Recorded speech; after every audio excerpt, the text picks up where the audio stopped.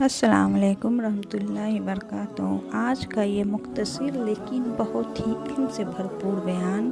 ہے مسجد اقصی کی پہلی تعمیر پر، جو اسلام کی سب سے پرانی مقدس جگہوں میں سے ایک ہے۔ آپ سنیں گے ڈاکٹر اسرار احمد کی زبانی کہ اسے کس نے کب بنائی اور اس کی اہمیت کیا ہے اسلامی تاریخ میں۔ ضرور سنیں آخر تک، کیونکہ یہ علم آپ کے دل کو ضرور روشن کرے گا۔ چلیے شروع کرتے ہیں۔ سے قبل 1000 BC میں یہ تعمیر ہوا ہے، ہیکل جس کو کہتے تھے وہ، اور وہ آج کل جیسے ٹیمپل کہتے ہیں، ٹیمپل آف سولومن، یعنی ہیکل سلیمانی یا معبد سلیمانی، ہم اسے مسجد اقصی کہیں گے، دور کی مسجد۔ اس کے بعد وہ یہ ہے کہ تقریباً 600 قبل مسیح میں 587 ایگزیکٹلی اس میں اس کو گرا دیا گیا نیبوکڈنیزر نے۔ پھر یہ تقریباً 200 برس کے بعد دوبارہ بنائی گئی اسی جگہ پر، پھر اسے 70 عیسوی میں پھر گرا دیا گیا، وہ آج تک گری پڑی ہے۔ تو جب حضور صلی اللہ علیہ وسلم کو معراج ہوا ہے تو وہاں کوئی عمارت نہیں تھی، البتہ یہ کہ معلوم ہوتا ہے کہ ایک گرجا وہاں پر بنا دیا گیا تھا، اس لیے کہ یہ جب ہیڈریان نے اس کو آباد کیا دوبارہ سن 70 میں تو تباہ و برباد کر دیا تھا ٹائٹس رومی نے سن 70 عیسوی میں، حضرت عیسیٰ علیہ السلام کے رفع سماوی کے 40 برس کے بعد، تو اس نے گرا دیا اور پورا شہر ویران کر دیا۔ لیکن پھر 60-70 برس کے بعد وہ ایمپرر تھا ہیڈریان رومن ایمپرر، اس نے دوبارہ آباد کیا، اور دوبارہ آباد کیا تو اس کا نام ایلیا رکھا، اب یروشلم نہیں رہا۔ اور پھر یہ کہ جب سن 300 عیسوی میں جو ایمپرر کانسٹنٹائن تھا قسطنطین، وہ جب عیسائی ہو گیا تو اب یہ پوری مملکت عیسائی ہو گئی، تو پھر وہاں ایک گرجا تعمیر کر دیا گیا۔ اس گرجا میں حضرت عمر گئے تھے، جب انہوں نے ہینڈ اوور کیا ہے حضرت عمر کو وہاں کے عیسائیوں نے، تو جب حضرت عمر اس گرجا کے اندر ہی ابھی تھے، دیکھ رہے تھے جگہ، تو نماز ظہر کا وقت ہو گیا، تو حضرت عمر نے فرمایا کہ میرا نماز کا وقت ہے، تو انہوں نے کہا وہاں کے عیسائیوں نے کہ آپ یہیں پڑھ لیجیے، آپ نے فرمایا نہیں، اگر میں یہاں پڑھوں گا تو اسے پھر مسلمان مسجد بنا لیں گے۔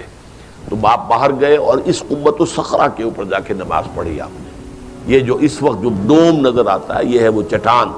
اور یہ بڑی اس کے اوپر گردہ وردہ پڑا ہوا تھا، کچرا وچرا تھا، اسے صاف کیا اور اس پر آپ نے نماز پڑھی، اس لیے کہ یہیں سے اصل میں معراج ہوا تھا حضور صلی اللہ علیہ وسلم کو۔ تو اب اس کے بعد جو ہے عبد الملک ابن مروان نے وہاں پر وہ قبہ بنا دیا ہے جو قبۃ الصخرہ کہلاتا ہے۔ البتہ اسی احاطے کے جنوب کی طرف ایک مسجد بھی ہے، بڑی مسجد ہے، وہ مسجد اقصی کہلاتی ہے، وہ اب مسجد ہے۔ یہ قبہ جو ہے بنیادی طور پر مسجد نہیں ہے، یہ تو یوں سمجھیے کہ جیسے کوئی ہمارے ہاں مقبرہ ہوتا ہے، درمیان میں قبر ہے، اس کے اوپر بڑا سا گنبد بنا دیا ہے، چاروں طرف جو ہے زائرین کے لیے جگہ ہے، ایسے ہی یہ وہ چٹان ہے۔ کہتے ہیں یہ چٹان جنت سے آئی تھی، جیسے کہ حجر اسود جو ہے جس کے بارے میں روایت ہے کہ یہ جنت سے آیا ہوا ہے پتھر، اس طرح یہ چٹان بھی جنت کی ہے۔ بہرحال یہ بہت بڑی ایک چٹان تھی، بڑا پہاڑ کی مانند تھا یہ، جس کے اوپر کے پھر ہیکل بنایا تھا حضرت سلیمان نے۔ اب ہوتے ہوتے وہ چھوٹا رہ گیا ہے، جیسے کہ اب کوہ صفا کوہ مروہ اب کیا رہ گئے، کچھ بھی نہیں ہے، ان کا نشان ہے صرف کہ ہاں یہاں کبھی ایک پہاڑی ہوتی ہوگی جس کے کچھ پتھر جو ہیں وہ نظر آ رہے ہیں۔ اسی طرح سے وہ ایک چٹان ہے، اگرچہ بہت بڑی ہے کوہ صفا اور مروہ کے مقابلے میں،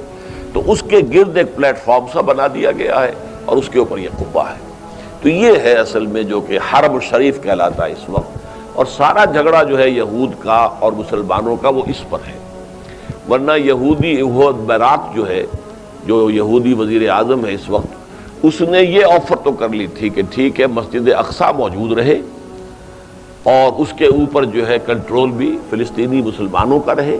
لیکن یہ قبۃ الصخرہ پر نہیں ہے، اس لیے کہ یہ ہے وہ جگہ جہاں انہیں اس کو گرا کر اور اپنا 3rd ٹیمپل تعمیر کرنا ہے۔ یہ انہوں نے اپنے یہودی جو مذہبی عناصر ہیں انہیں رشوت دے رکھی ہے کہ باقی ہر معاملے میں تم ہمیں اجازت دے دو کہ ہم نے سینائی واپس کر دیا، ٹھیک ہے، گولان ہائٹس بھی واپس کر دیں گے شام کو، اور اسی طریقے سے ویسٹ بینک وغیرہ پر ہم ایک فلسطینی ریاست بنا رہے ہیں، تم اس کی اجازت ہمیں دے دو، لیکن ہم یہ جہاں تک یروشلم کے بارے میں ان کا کہنا تھا کہ یہ ہمارا جوائنٹ ایک ہی یعنی متحدہ دارالخلافہ رہے گا، عربوں کا کوئی تعلق اس سے نہیں ہوگا، یہ پورا کا پورا ہمارے پاس رہے گا،